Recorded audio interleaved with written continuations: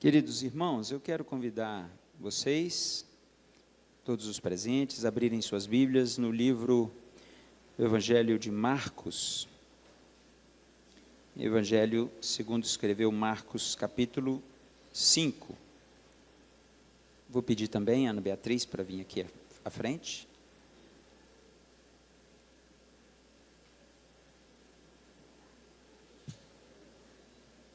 Evangelho de Marcos, capítulo 5.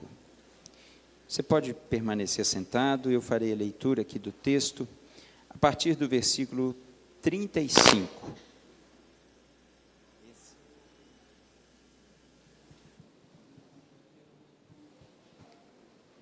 Marcos, capítulo 5, a partir do versículo 35. Diz assim o texto da palavra de Deus. Vamos trocar esse?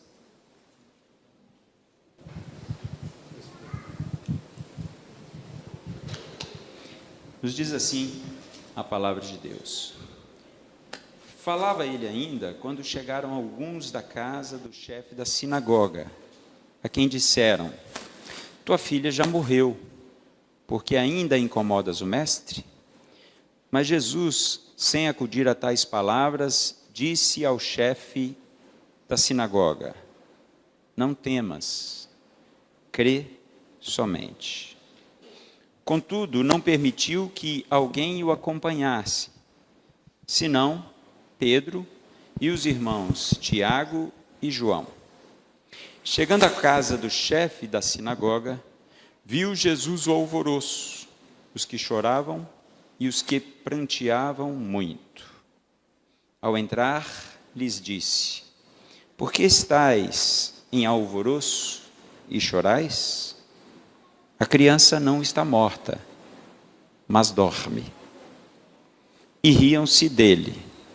Tendo ele, porém, mandado sair a todos, tomou o pai e a mãe da criança e os que vieram com ele, e entrou onde ela estava. Tomando-a pela mão, disse: Talita cumi, que quer dizer: menina, eu te mando, levanta-te. Imediatamente, a menina se levantou e pôs-se a andar, pois tinha 12 anos. Então, ficaram todos sobremaneira admirados. Mas Jesus ordenou-lhes expressamente que ninguém o soubesse e mandou que dessem de comer a menina.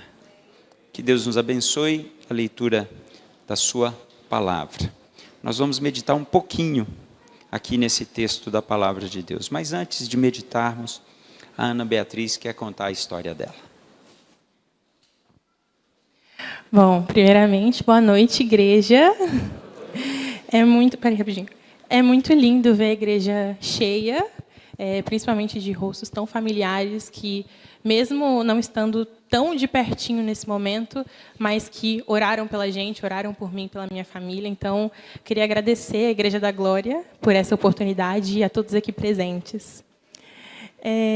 Primeiramente, eu queria falar que eu e meu pai, a gente separou a mesma passagem, mesmo a gente não tendo combinado. Então, eu só queria reforçar o último versículo, versículo 43. E depois vocês vão entender por quê.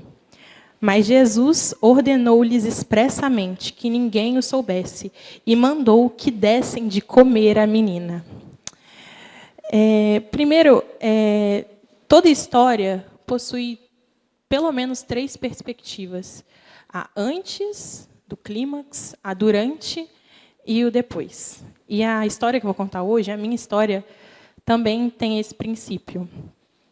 Bom, eu sempre fui uma criança muito alegre, e minha família está aí para provar, eles sempre me chamavam de Aninha Sapequinha, porque eu sempre fui muito espoleta, eu sempre fui muito curiosa, eu sempre gostei de fazer muito esporte, fiz vários, eu sempre fui muito agitada, ligada nos 220, isso não tem como negar. Mas foi no auge dos meus 13 anos que eu comecei a sentir alguns desconfortos. Eu lembro de estar no acampamento de adolescentes do CIUPA, acampamento Nós. Eu fui com a minha irmã, a Juju, e eu comentei com ela que eu estava sentindo alguns desconfortos, uma pressão no pé da barriga. Eu sentia que a minha bexiga estava sempre muito cheia. Mas como em Paraju é muito frio, eu pensei, deve ser o frio, deve estar ficando louca. Então eu demorei para falar isso com os meus pais. Passaram alguns meses, assim, pelo menos algumas semanas boas. E eu achava que era apenas um desconforto, que isso ia passar. Eu nunca imaginei que alguma coisa poderia acontecer. E, com o passar das semanas, eu realmente comecei ali, eu me olhando no espelho, a própria palpação, a ver uma protuberância muito grande na minha barriga. E aí eu realmente comecei a ficar muito preocupada. Contei para os meus pais, e eles também ficaram muito preocupados, porque aquilo não era normal. Então, eles me levaram no pronto-socorro para fazer um exame, ver o que estava acontecendo. E o exame constatou que eu tinha um cisto no ovário esquerdo de 18 centímetros. Era quase ali do tamanho da minha bexiga, então por isso que tinha um desconforto tão grande e por isso que eu sentia tanto. Então, rapidamente, o meu médico da época, ele marcou uma cirurgia, porque por nesse tamanho não tinha como tirar além entrando no centro cirúrgico, né? Então, no dia 18 de julho de 2019, eu entrei no centro cirúrgico para fazer uma cirurgia, laparoscopia, então era uma invasão mínima, assim, para tirar esse cisto. Eu lembro que eu estava muito nervosa, mas assim, tudo bem, vai ocorrer tudo bem, eu tenho fé, vamos para a luta. Eu entrei no centro cirúrgico e eu lembro que a sala era meio escura, assim. Eu não sei se eu estava vendo coisa, mas eu lembro que era meio escura. E aí eu falei com a enfermeira do meu lado que eu estava com medo, ela me tranquilizou. Aí eu acordei da cirurgia. A cirurgia foi um sucesso, conseguiram tirar o cisto e tiveram que fazer uma oforectomia bilateral, ou seja, tiveram que retirar o meu ovário e a minha trompa esquerda nesse dia. Foi um baque muito grande. Quando eu recebi essa notícia, os meus pais me contaram, eu já estava no quarto, mas eu estava feliz porque tinha dado tudo certo e eu ia conseguir voltar à minha vida normal, a ir para a escola, ver os meus amigos. Então, deu tudo certo, os exames deu que era um cisto benigno, então não tinha nenhum problema, não precisaria fazer nenhum tratamento. Então, eu voltei para a escola, voltei para as minhas atividades, voltei para os meus esportes, a ser ligada no 220. E, depois de algumas semanas, foi muito rápido, dessa vez foi muito rápido, eu comecei a sentir outro desconforto, parecia outro nódulo no lado direito. E como a gente já estava esperto da primeira vez, eu falei logo com os meus pais, a gente foi no pronto-socorro mais uma vez, e eu fiz um ultrassom nesse dia, e o médico falou que não era para eu me preocupar, que era só um hematoma, poderia ser um hematoma por causa da própria cirurgia que eu fiz, mas que, com o tempo, aquilo iria passar, que eu poderia voltar para casa, se eu sentisse dor, eu poderia tomar algum remédio, mas que não era para eu me preocupar. Mas a gente não ficou muito feliz com essa resposta. Eu não fiquei muito satisfeita. Eu sentia que alguma coisa estava errada. Eu acho que, desde aquele momento, estava tudo muito estranho. E eu não sabia explicar. Então, a gente foi fazer mais exames, consultar novos médicos. Eu lembro de fazer uma ressonância. Foi a primeira ressonância que eu fiz, de muitas. Eu lembro de fazer uma ressonância, e o médico, muito simpático, cuidou do meu caso muito bem, nem me conhecia, né? Mas ele conversou comigo, com a minha mãe, e falou, eu quero conversar com o seu médico, me passa o número dele. E eu achei aquilo um pouco estranho, tipo, conversar com o meu médico? O que está acontecendo, gente? Não era só um hematoma, uma coisa tranquila para se resolver? E, a partir daquele dia, os médicos, em contato um com o outro, eles começaram a ver algumas coisas estranhas, mas nada muito conclusivo. A ressonância era muito duvidosa, eu não sabia o que era realmente. Poderiam ser alguns nódulos de gordura, poderia ser mesmo um hematoma da cirurgia, mas a ressonância constatou que eu tinha alguns nódulos, alguns resquícios da cirurgia, ou alguma coisa assim. e também tinha um outro cisto de 2 centímetros no ovário direito. Então, mais uma vez, a gente foi para o centro cirúrgico no dia 20 de setembro de 2019, pouco tempo depois. Eu lembro de ficar com muito medo nesse dia, muito medo. Eu conversei com a minha irmã um dia antes, a gente indo dormir, a gente dormia na mesma cama na época. Eu conversei com a minha irmã e eu fiquei com muito medo. Falei que eu estava com muito medo, porque tinha um cisto no ovário direito, eu estava com medo de perder o ovário. E ela falou, cresça a mente, fique tranquila. Entrei para o centro cirúrgico no dia 20, a cirurgia estava marcada para 13h, eu entrei ali às 17h, então foi uma espera bem agoniante. E quando eu saí do centro cirúrgico, na verdade, quando eu entrei na sala da cirurgia, entrou o meu cirurgião, e ele me analisou ali na mesa, falou com a enfermeira-chefe, reserva uma sala de UTI para ela. E aquela hora eu olhei para minha mãe, eu fiquei um pouco sem entender, porque na minha cabeça de 13 anos, UTI é para as pessoas que estão muito doentes. E eu não achava que eu estava doente assim. Então, eu acordei da cirurgia depois disso, e eu não sei explicar o sentimento, a sensação. Era tudo muito estranho, mas estava tudo tranquilo. Os meus pais chegaram, conversaram comigo, falaram que a cirurgia foi um sucesso. Eles não me contaram de cara o que estava acontecendo. Eu tinha acabado de passar por uma cirurgia totalmente invasiva. Eu tive que fazer uma esterectomia total. Então, foi a retirada do útero, do ovário e da trompa direita agora. Então, foi uma cirurgia muito invasiva. Tiraram também 9 nódulos grandes e ainda não conseguiram tirar tudo. Tiveram ainda que me fechar antes, porque não tinha como. Mas, assim, os meus pais não me contaram, eu sentia que tinha alguma coisa muito estranha. Eu lembro de acordar depois e não ver a minha mãe no quarto de UTI comigo, e eu ficar muito nervosa, cadê minha mãe? Meu Deus, eu estou aqui. E aí, depois, a minha mãe me contou que ela estava num quartinho chorando pela situação. Mas, depois de 3 dias, eu já estava saindo da UTI. Os meus pais entraram no quarto e eu lembro dessa cena perfeitamente.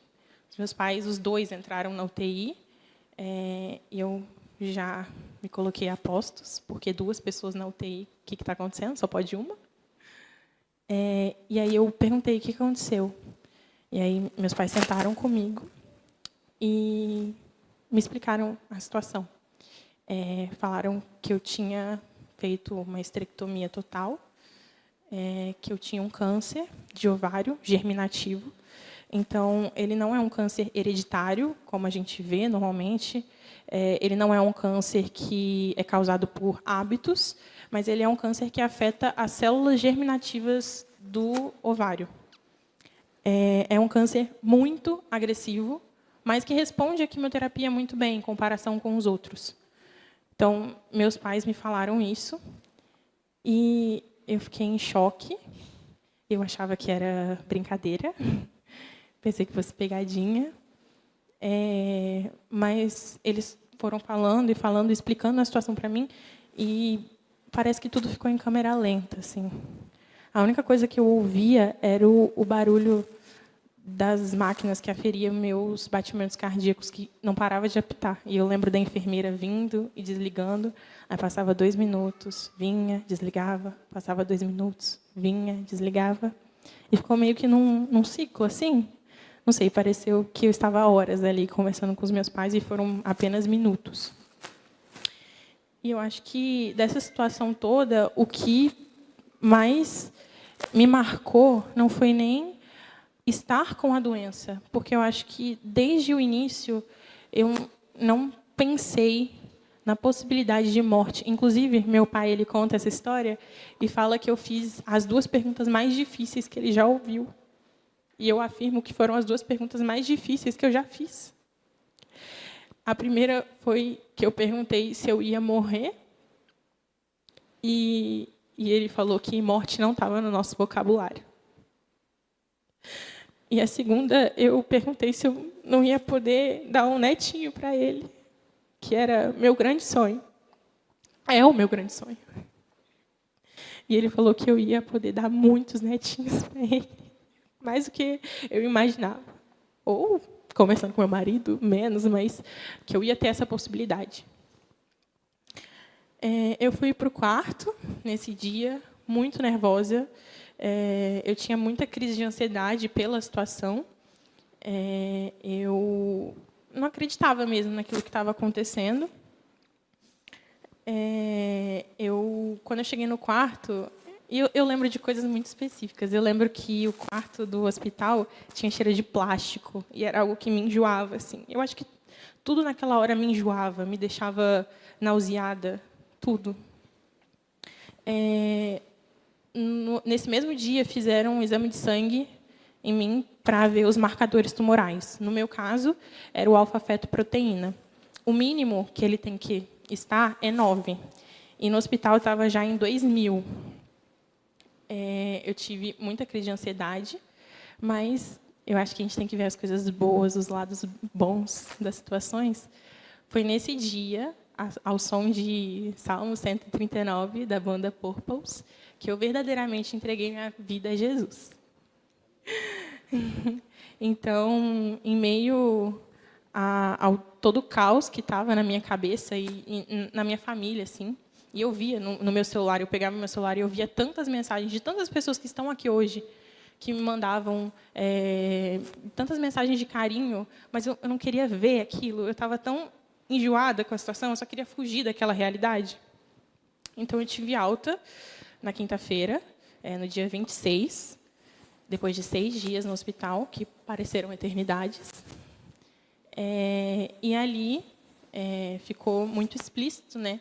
A minha médica, a doutora Alissa, veio no quarto do hospital e falou que eu iria ter que fazer um tratamento quimioterápico.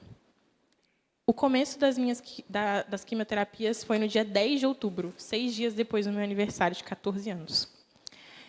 Na época, o marcador tumoral, a alfa-fetoproteína, estava 7.000, o que é muito longe do 9, que é o mínimo, que é o máximo, na verdade.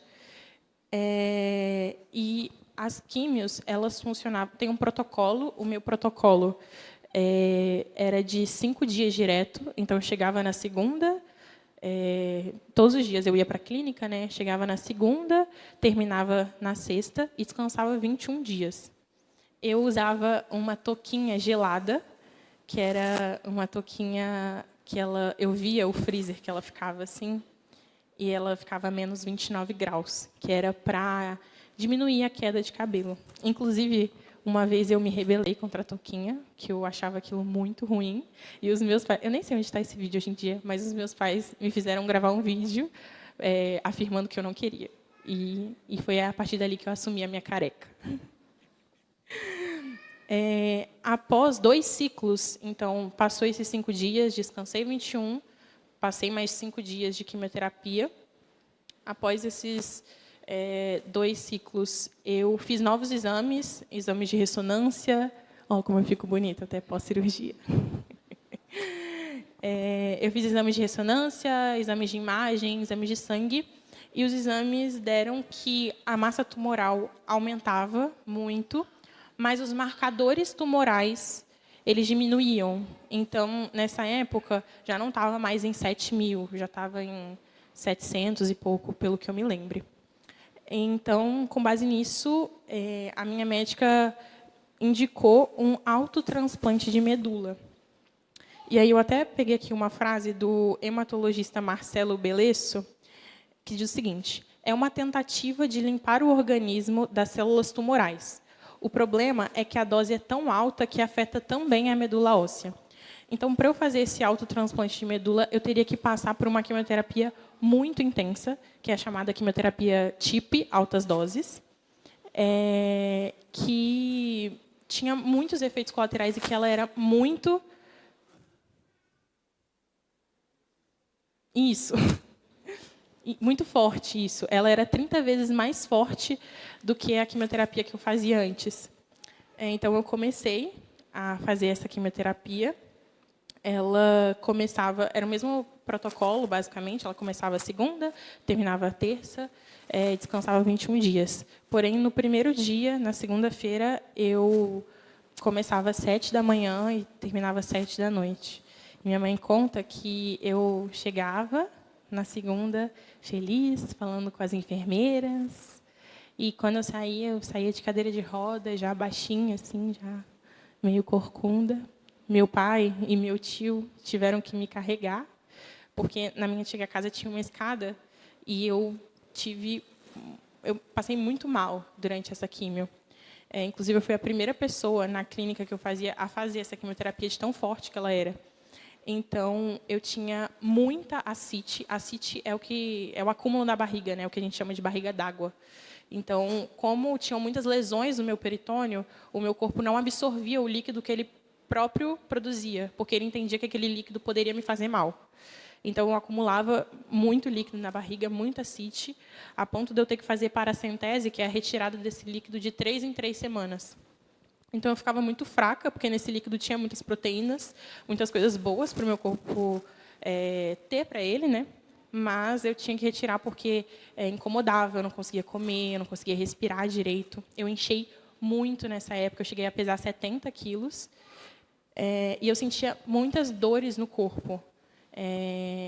Eu lembro de ficar quietinha, assim, parada, deitada, de olho fechado, e aí eu não conseguia sustentar o peso do meu próprio corpo. Então, eu precisava de ajuda para tomar banho, para ir no banheiro, para tudo. Eu não levantava, eu fiquei realmente acamada ali naqueles dias, e a gente descobriu que eu tive uma anemia severa. Eu tive que fazer transfusão de sangue, que, inclusive, foi no dia do aniversário do meu pai, dia 23 de janeiro, que eu fiz essa transfusão, que eu estava tão pálida, parecia realmente que eu estava morrendo. Eu estava muito fraca.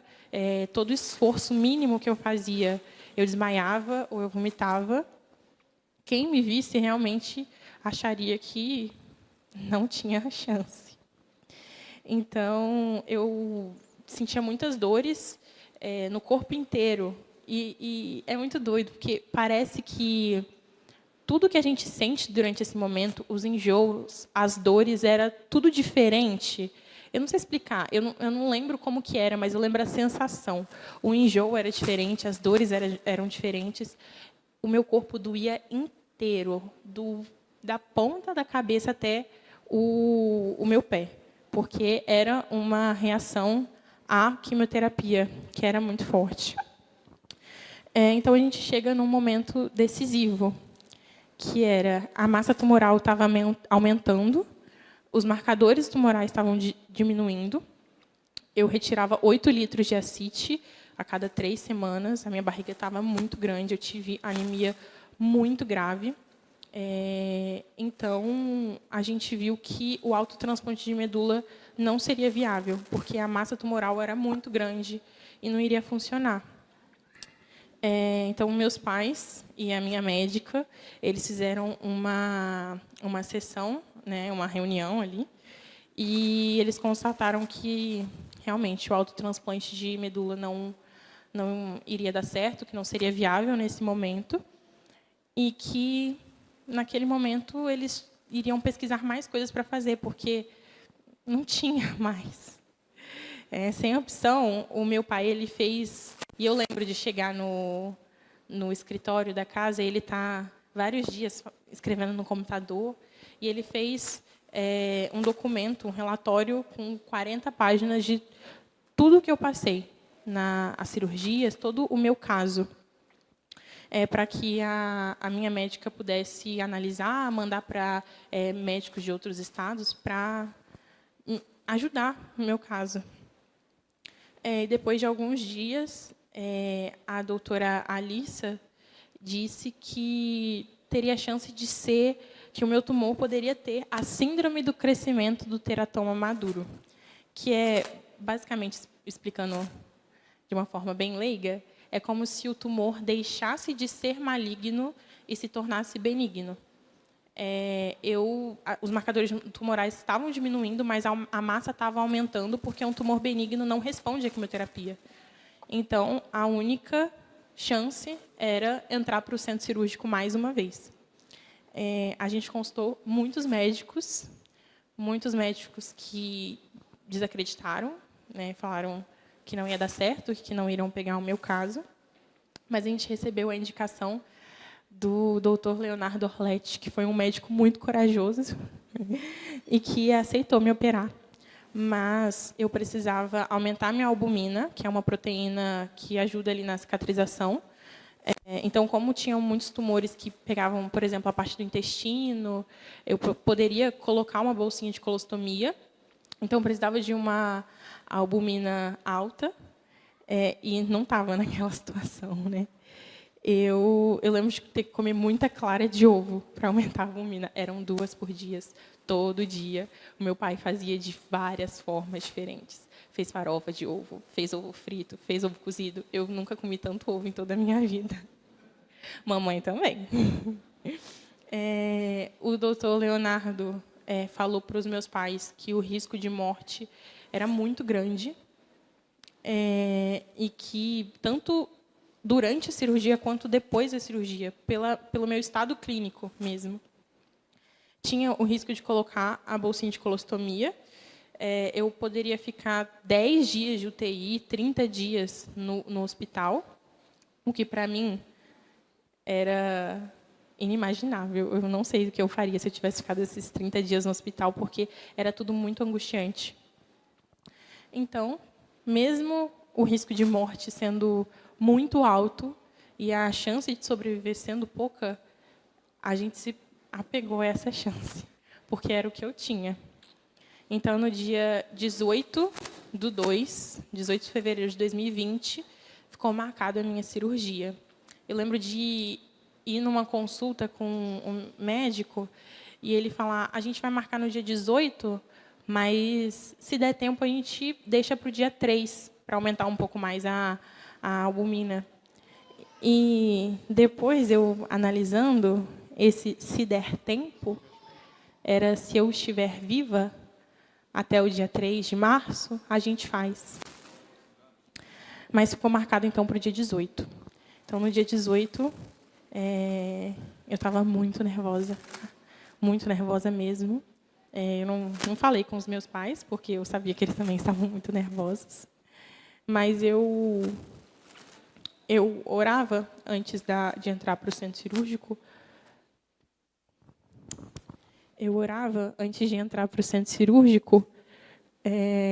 Não especificamente para que eu saísse viva, mas que, se não fosse isso, se não fosse para eu me curar daquela situação, eu não queria mais.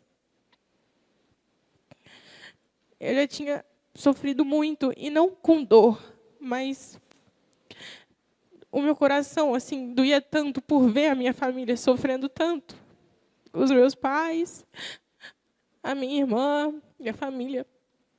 E isso me magoava muito mais. Então, eu pedi para Deus para que, se não fosse da vontade dele me curar, eu estava tranquila de me encontrar com ele. Porque eu sempre tive certeza da minha salvação. E eu pedia para que confortasse a minha família. Essa era a minha oração. Eu deitei na maca, mais uma vez. Eu falei com o médico que eu estava com muito medo. E com a enfermeira Carla. Ela disse que era para eu ficar tranquila, que a vontade de Deus seria feita. E quando eu acordei, a primeira pessoa que eu vi foi ela. E ela fez bem assim: Ana, deu tudo certo. Eu fiquei muito feliz, mas eu sabia que tinha um caminho muito extenso pela frente. E eu li um versículo do... versículo 23. E mandou que dessem de comer a menina. Eu saí do centro cirúrgico, mesmo com todos aqueles riscos, eu saí do centro cirúrgico pedindo os meus pais água e comida. E os médicos ficaram até impressionados de... Nossa, ela passou por uma cirurgia tão forte, tão intensa, mas ela estava querendo comer. E eu fiquei 5 dias sem comer, porque eu tive que... Não podia comer, porque senão eu vomitava. Foi triste. Resumindo, eu fiquei 2 dias na UTI. Era para eu ficar 10, eu fiquei 2 dias. No primeiro dia pós-cirurgia, eu já consegui caminhar, assim, andar pelo quarto. E eu fiquei 9 dias no hospital. Eu saí com 41 quilos. Eu estava com 70 quilos, mais ou menos, 68, 70, de tão inchada, de tanto líquido na barriga. Foram retirados 3 quilos de massa tumoral nesse dia e 10 litros de ascite. E aí, junto, foi o baço, né? Muitas perdas, mas também muitos ganhos. Eu tive alta do hospital. Eu lembro de ficar muito feliz. E depois de alguns dias, me recuperando em casa, eu lembro de estar muito tranquila. Na minha cabeça estava tudo muito nítido. Durante o tratamento, inclusive, eu tive uma experiência com Deus, com a minha mãe, com a minha irmã no quarto, em que eu falava que era para a gente ficar tranquilo, que eu iria conseguir vencer. Eu acho que eu sempre tive isso no meu coração. Independente do resultado, eu sempre estive muito tranquila. Então, depois de alguns dias, eu, a minha mãe, o meu pai e a minha irmã, a gente voltou novamente para o consultório da doutora Alissa, e ela entregou o documento de que estava tudo tranquilo. Eu ainda precisaria fazer mais uma quimioterapia para dar o basta, e eu fiquei muito com medo de novo, mas a situação era completamente diferente. Eu não senti dor, eu não senti enjoo, eu estava muito mais forte. Eu acho que isso foi uma das maiores vitórias naquela época. Eu lembro de terminar o último dia, a minha avó Georgina foi me receber na garagem, e eu consegui subir a escada sozinha. O meu pai e o meu tio não tiveram que me carregar.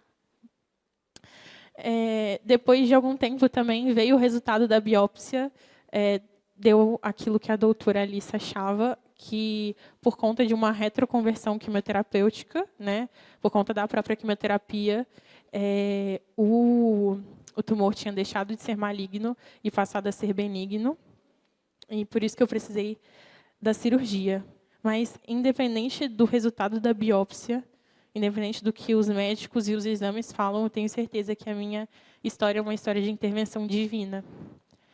Eu orava no hospital que, independente do medicamento que eu tome, da quimioterapia que eu faço, eu sabia que era Deus agindo na minha vida. E tem algumas coisas que eu aprendi após essa história, o meu depois, e algumas coisas que eu aprendi até alguns anos depois. Agora, vai fazer 5 anos de que eu finalizei o tratamento, então eu vou ser considerada pela medicina curada do câncer.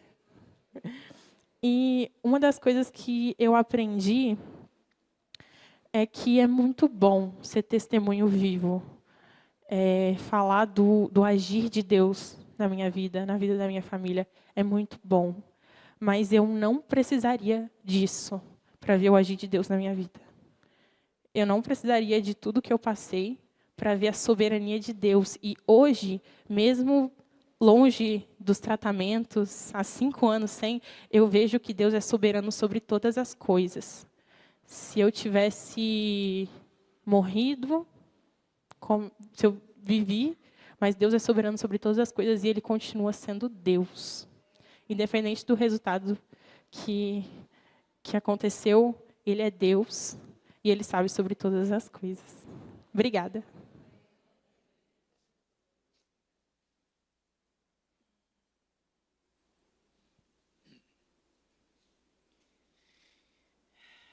Louvado seja o nome do Senhor Jesus, irmãos. Então, como diz a Saminha, esta é a versão da Ana Beatriz, né? Porque se nós também fôssemos contar as várias situações que nós tivemos, e todos da família, né? nós teríamos aqui bastante tempo. Mas personagem que passou pela doença, né, foi ela. Então é importante que ela fale o que ela passou. O que eu gostaria de refletir a respeito do texto da palavra de Deus que nós lemos aqui em Marcos capítulo 5, a partir do versículo 35 até o 43. Primeira coisa é que tragédias acontecem na vida da gente. Diz a palavra de Deus que falava ele ainda quando chegaram alguns da casa do chefe da sinagoga, a quem disseram: tua filha já morreu. Jairo estava indo atrás de Jesus na expectativa e na esperança de que Jesus pudesse ordenar a cura de sua filha. Nós somos suscetíveis a tragédias. Na vida do crente, há dificuldades, há problemas. Esta heresia que se fala por aí de que quem é crente, quem é servo de Deus, quem é cristão, não tem problema, vive, isso é mentira. Isso não está na palavra de Deus. A palavra de Deus, aliás, é o contrário. Nos diz que quanto mais crente a gente é, mais problema a gente vai ter. E quando eu olho para a minha vida, eu percebo que eu preciso de ser mais crente. Que era uma das coisas que eu e a Saminha, antes de todas as dificuldades que nós passamos, nesses últimos 5 anos, eu virava para a Saminha e falava assim: não pode ser. Está tudo tão bom, está tudo tão legal, está tudo tão jóia. Quando é que vai vir a tempestade? Né, Sam? Quando vai vir a tempestade? Porque eu sei que ela virá. Eu confesso aos irmãos que ele não precisava ser tão grande.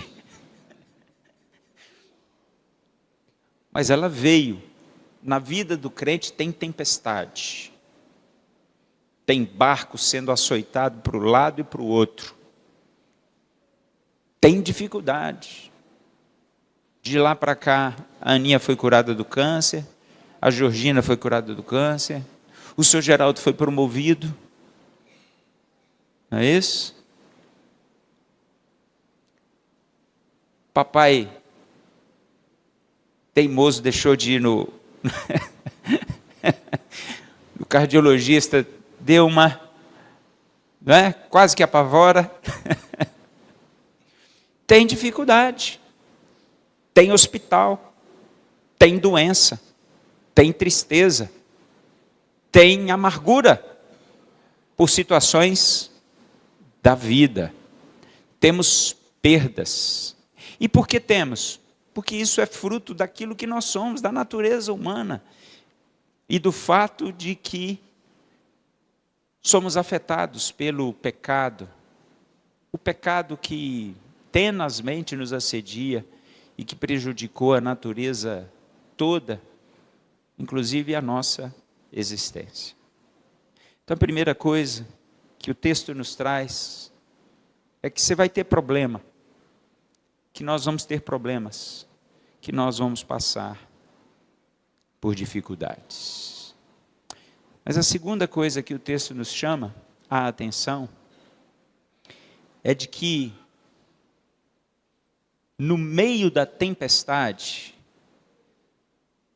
podemos ter tranquilidade, podemos ter paz.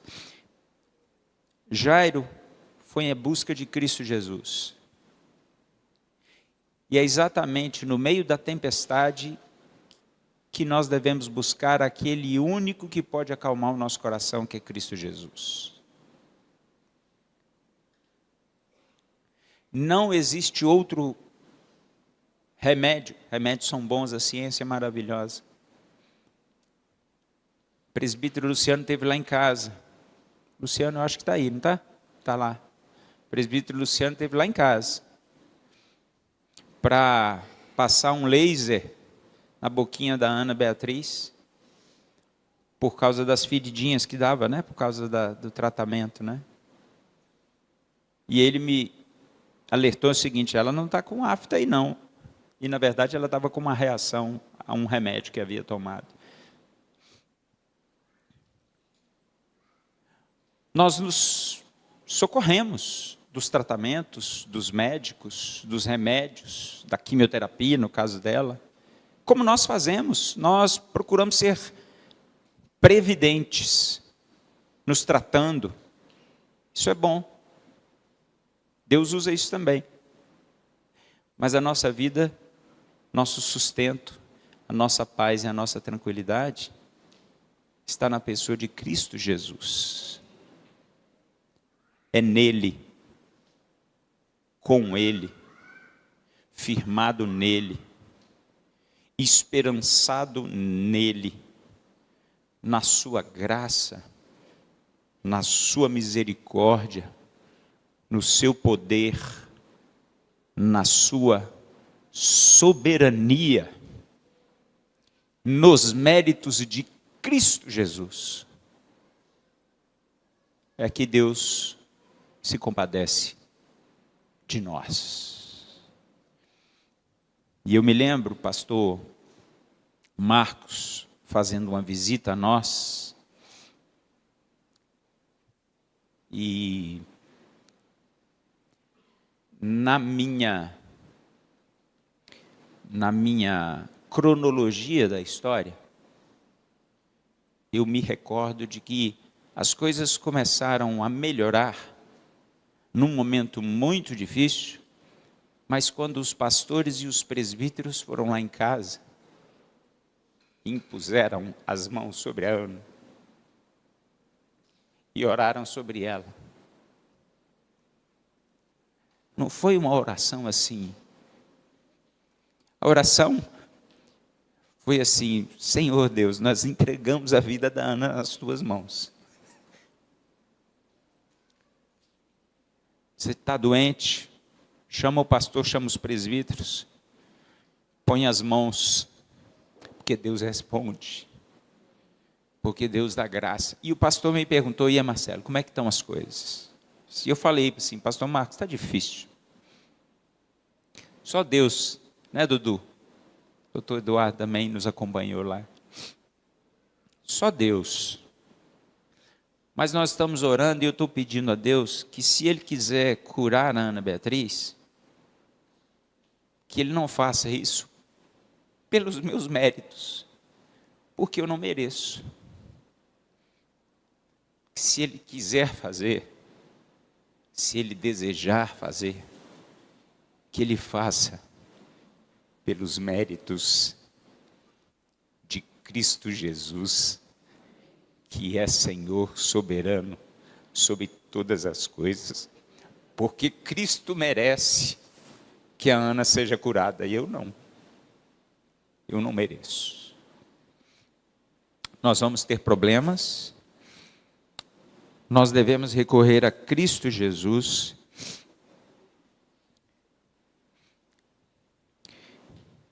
e, para finalizar, não há nada mais gratificante do que a paz em nossos corações após um momento de tão grande dificuldade. E é a paz de Deus em nossos corações, que excede todo entendimento, que nos deu a paz durante aqueles momentos difíceis. Os irmãos lá da IPPI nos acompanharam mais efetivamente, né? Presentes, vendo. E toda a igreja aqui, todos os irmãos e a família estavam presentes em oração e pedindo ao nosso Deus a misericórdia dele. Mas eu escolhi esse texto pela mesma razão que a Ana Beatriz escolheu. Porque quando a Ana sai da cirurgia e vai para o quarto. Não era o camarão que o Vanderlei faz? Com a Fernanda lá?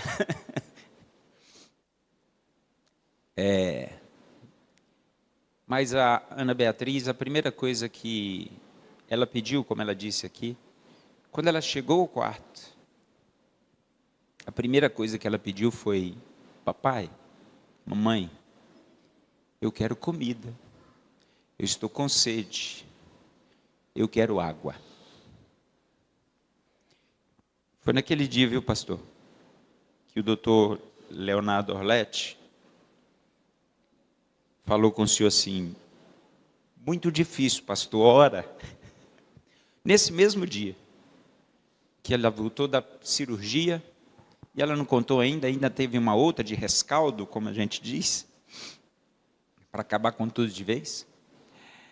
E ela foi e pediu: papai, eu quero comida, papai, eu quero bebida. E eu me lembrei naquele momento do texto: Talita cami, menina, levanta. E a palavra de Deus nos diz no versículo 43, que Jesus promove a paz naquela casa.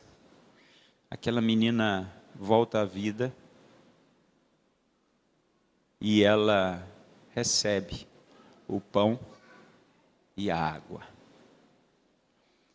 O pão e a água da vida, simbolizado por Cristo Jesus, é o que nós precisamos, é o que nós carecemos, é aquilo de que nós necessitamos. O que eu desejo e o que toda a nossa família deseja é que Deus abençoe a sua vida, Deus abençoe o seu lar, que Deus abençoe a sua família, que Deus lhe dê graça, misericórdia, sustento, que Deus lhe dê a cura se estiver precisando, em nome de Jesus, que Deus dê paz, que Deus dê sustento, que Deus dê firmeza, que Deus dê coragem, que Deus lhe dê força, que Deus lhe abençoe hoje, ontem, hoje e amanhã e eternamente, porque em Cristo Jesus todos nós estaremos um dia em sua presença, face a face, e aí nós vamos poder agradecê-lo face a face, com todo o nosso coração, com toda a nossa alegria e com a convicção e a certeza de que vale a pena viver aos pés do Senhor Jesus. Amém?